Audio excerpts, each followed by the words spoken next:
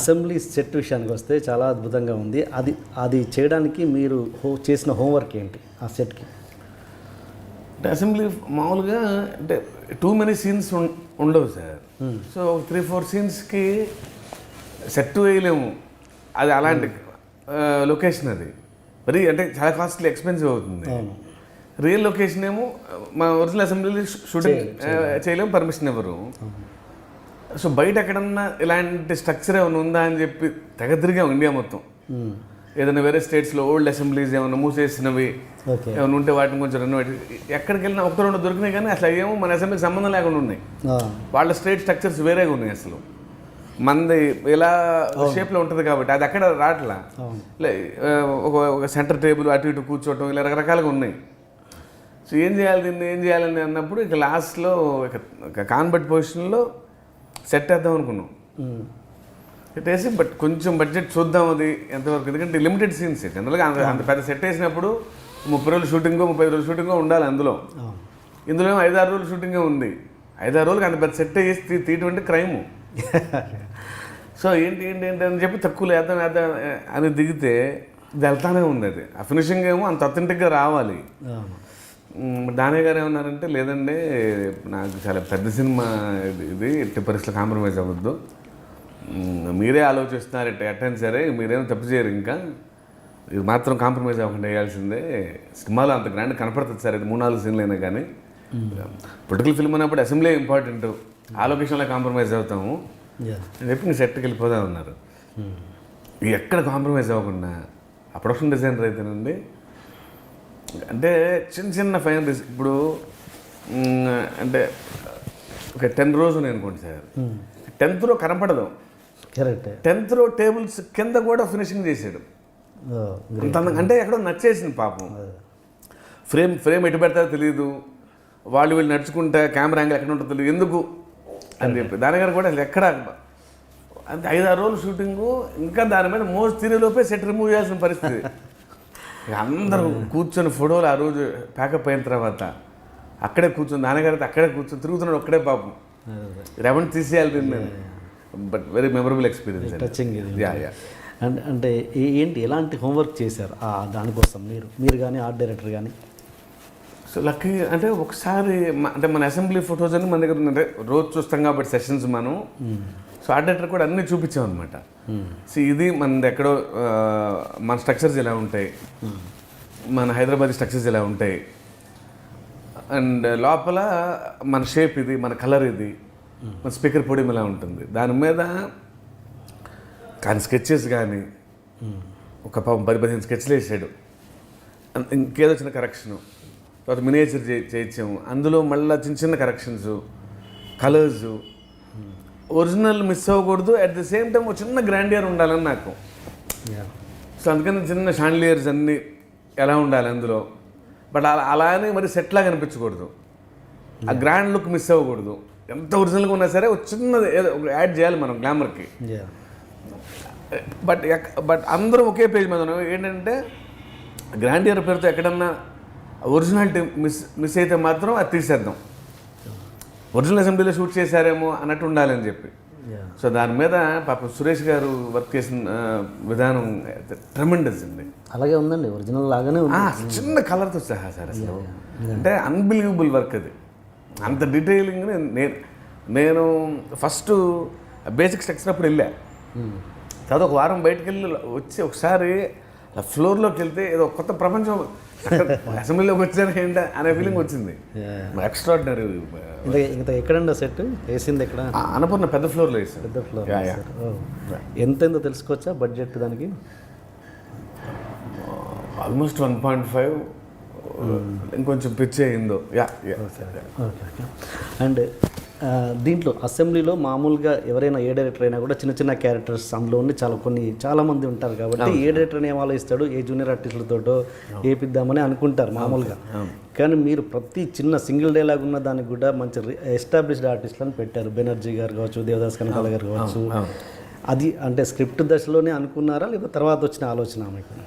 అంటే నేను ఫస్ట్ నుంచి ఈ సినిమా వరకు ఏమనుకున్నానంటే అండి, అంటే పొలిటికల్ సినిమా తీస్తే చీప్గా చేయకుండా పొలిటికల్ అట్మాస్ఫియర్ క్రియేట్ చేద్దాం. నిజంగా రాజకీయం నాయకులు వీళ్ళంతా ఆ ప్రపంచంలోకి తీసుకెళ్ళకపోతే రెగ్యులర్ సినిమాలా చూస్తాం.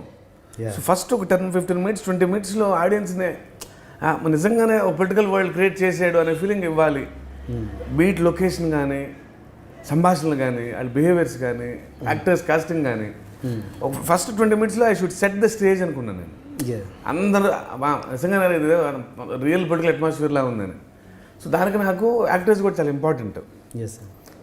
సో నాకు ప్రకాష్ రాజ్ గారు కానివ్వండి, నాకు ఆ మినిస్టర్స్ అంతా నిజంగా రాజకీయ నాయకులు ఏమనిపించాలి. అందుకే దేవరాజ్ గారు ఆయన ఒక స్టేజ్ ఉన్న మనిషి. దేవరాజ్ గారు ఆయన అపోజిషన్ లీడర్గా,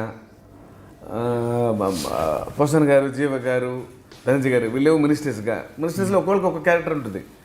ఒకళ్ళు కొంచెం ఎక్స్టెంపోర్లో మాడతారు, ఒకళ్ళు ఆఫీస్లో మాడతారు, ఒకళ్ళు ఫన్నీగా మాడతారు. సో ఎక్కడ నాకు రియల్ పొలిటికల్ వరల్డ్ మిస్ అవ్వకుండా ఉండాలి.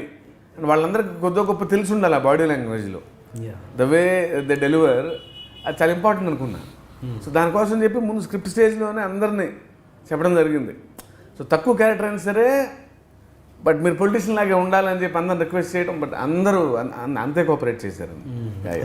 అంటే ఈ చిన్న చిన్న క్యారెక్టర్స్ అంటే వదిలేసేయండి, బెనర్జీ గారు ఇలాంటివి వదిలేసేయండి, కానీ స్టార్డమ్ ఉన్న ఆల్మోస్ట్ స్టార్డమ్ ఉన్న దేవరాజ్ గారు, శరత్ కుమార్ లాంటి వాళ్ళని నిజంగా పెద్ద క్యారెక్టర్సే కాదు వాళ్ళు. ఈవెన్ శరత్ కుమార్ గారు కూడా కాదు. ఎలా ఒప్పించారు వాళ్ళని? శరత్ కుమార్ గారు నేను చెప్పినప్పుడు, ఆయన కథ మొత్తం తెలిసినప్పుడు ఆయన వెంటనే అన్నారు, నాకు తెలిసిన క్యారెక్టర్ అని, బట్ ఎంత హుందాగా ఉందో పాత్ర, చిన్న ఏదో తెలియని డ్రామా ఉంది నా క్యారెక్టర్లో, but I would love to do your film first. నాకు నేను ఎంటర్ అవ్వాలి సినిమాలోకి అన్నది అనమాట. అది చాలా పెద్ద మాట అది. ఇక నేను ఏం అడగను, నాకు నచ్చేసింది, నువ్వేం చేసుకుంటావు నువ్వు చేసుకోమ్మా అన్నారు ఆయన. So that's how he got in. Devaraj garu కూడా అంతే. అంత అప్పుడు నేను అన్ని ఫిల్మ్స్ చూశాను. We all should be a part of your film first. అది మాకు తెలుసు, అది 2 సీన్లు ఉన్నా 3 సీన్లు ఉన్నా ఎంత బాగా రాస్తావో తెలుసు, ప్రతి డైలాగ్ గుర్తుండిపోద్ది. అసలు ఎవరు నేను అప్రోచ్ అయిన వాళ్ళు అప్రోచ్ అందరూ వీఆర్ డూయింగ్ దిస్ అంతే అన్నారు. Very good. అండ్ స్పీకర్ క్యారెక్టర్కి వస్తే జయలలిత గారు అంటే ఎక్కడో అది పెట్టాలనటానికే గట్స్ కావాలి, ఎందుకంటే ఆమెకు ఒక వ్యాంప్ ఇమేజ్ ఉంది. స్పీకర్ క్యారెక్టర్ పెట్టడానికి మీకు అంటే ఏమాత్రం మీరు జంకలేరా? అంటే నాకు జయలలిత గారు చూడగా నాకు చాలా హుందా కనపడతారండి ఎందుకో. అమృతం అనే తర్వాత కొన్ని టీవీ సిరీస్ చూశాను, అంటే చాలా హుందా కనపడతారు నాకు ఆవిడ. ఓకే. అంటే స్పీకర్ గారు లాగా అనిపించారు నాకు. అదంతా సూపర్. నాకు ఎందుకు ఆవిడ బయట మాట్లాడితే ఆవిడ మాట్లాడే విధానం కానీ రెస్పెక్ట్ కానీ ఎంత హుందాగా ఉంటారో అనిపించింది నాకు. ఈవిడైతే చాలా బాగుంటుంది స్పీకర్గా. మా వైఫ్ కూడా టీవీలో కొన్ని సీరియల్స్ చూసినప్పుడు అసలు ఎంత హుందాగా ఉంటారో అంటారు. ఇప్పుడు బయట ఇమేజ్ గురించి మాట్లాడతారు, ఆడియన్స్ ఇమేజ్ పరంగా అసలు I don't care about that అండి. అది అంటే మోస్ట్ గ్లామరస్ లేడీ ఆ రోజుల్లో, rather than using other term, very glamorous lady. కాదు ఇప్పుడు అసలు ద వే ఆవిడ ట్రాన్స్ఫార్మ్ అయిన విధానం నాకు, అంటే ఆవిడ చీరకట్టు కానీ ఆవిడ హెయిర్ స్టైల్ ఇప్పుడు చూసి ఎంత హుందాగా అనిపిస్తుందో నాకు, ఆ మదర్లీ ఫీలింగ్ నాకు వెంటనే నాకు ఆవిడే చాలా చాలా బాగుంది అనిపించింది నాకు. సో మహేష్ గారికి చెప్పినప్పుడు అసలు యూనో బెటర్ అండి, నాకేం చెప్పదు కాస్టింగ్ గురించి, అసలు సినిమాలో నాకేం ఏమీ తెలియదు. నేను వెంటనే మా టీం కూడా అసలు ఎగ్జిట్ అయిపోయారు ఆవిడ స్పీకర్ అనగానే. అట్లా ఆ రోజు ఆ చైర్లో కూర్చోగానే ఆవిడ స్పీకర్లో అమ్మయ్య అసెంబ్లీ నిండుగా ఉందని అనిపించింది. చాలా బాగుంది గెటప్. ఓకే. అండ్ ఇంకొకటి, ఇది ఈ సీఎం క్యారెక్టర్లో మహేష్ బాబు గారు పర్ఫెక్ట్ యాప్ట్గా ఉన్నారు, చాలా అద్భుతంగా చేశారు, అది అందరికీ అర్థమైపోయింది తెలుసు. బట్ ఈ సినిమా పొలిటికల్ ఎంట్రీ ఇస్తున్న పవన్ కళ్యాణ్ గారికి అయితే పర్ఫెక్ట్గా ఉండేదేమో అని ఆడియన్స్లో చాలామందికి ఒక ఒపీనియన్ ఉంది. ఈ సబ్జెక్ట్ మీరు పవన్ కళ్యాణ్ గారికి తీసుకెళ్ళారా, అది బాగుంటుంది అతనికి చాలా అని తీసుకెళ్ళారా, అసలు తీసుకెళ్ళలేదా? లేదు డెఫినెట్లీ ఫ్యాన్స్ అలా కోరుకోవడం తప్పే ఉంది, అందంగా ఉందిగా కోరుకున్నప్పుడు కూడా. But from my point of view నేను ఎందుకంటే ఇది కథ రాసుకున్నప్పుడు వెరీ న్యూట్రల్గా ఉండే, అంటే దీన్ని సినిమాలాగే తీసుకెళ్ళాలని, రియల్ లైఫ్ని రిలేట్ చేయకుండా మహేష్ గారికి అసలు ఎటువంటి పొలిటికల్ బ్యాక్డ్రాప్ సంబంధం లేదు, పెద్ద ఇంట్రెస్ట్ కూడా లేదు ఆయనకి. నాకు ఎందుకు బాగా న్యూట్రల్గా ఉండే వ్యక్తి అయితే దీని సినిమాలాగా చూడొచ్చు అనిపించింది, without any controversy, without any too much of hype. ఆ రియల్ లైఫ్ని సినిమా స్టోరీ టెల్లింగ్ అయినా అని అనుకోవాలి నేను. ఏమంటే దీనికి ఏదో లింక్ పెట్టి అలా ఇష్టం లేదు నాకు. అలాంటి ఇమేజ్ ఒక మహేష్ గారే అనిపించింది. అసలు he's least bothered about politics. ఎప్పుడు ఏ స్టేట్మెంట్ ఎవరు పెద్ద ఫాలో కూడా ఎవరు ఇంట్రెస్ట్ లేదు ఆయనకి. ఆయన ఎప్పుడు చూసినా ఐపీఎల్, స్పోర్ట్స్ ఇవి చూడటమే తప్ప అసలు వేరేది న్యూస్ పేపర్ ఇచ్చినా సరే ఓన్లీ స్పోర్ట్స్ కాలం మీద చూస్తారు ఆయన. సో ఈయన ఐడియల్ చాయిస్ అనిపించింది. సో స్ట్రైట్ ఫస్ట్ నుంచి అందరం టీం, ఎంటైర్ టీం మహేష్ గారికి అనుకున్నాం. సో ఎక్కడ మైండ్లో ఆ థాటే లేదు? అస్సలు లేదండి. Unanimous choice.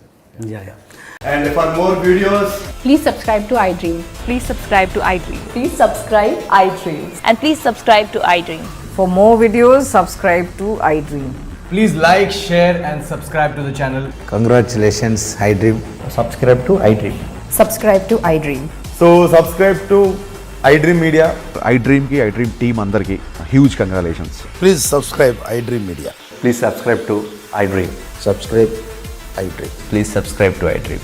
iDream అంటే నా కళల ఛానల్ సబ్స్క్రైబ్ చేసుకున్న నోరు తిరుగుతలేదు, మీరైతే గంట గుర్తు కొట్టండి. For more such videos, please subscribe to iDream.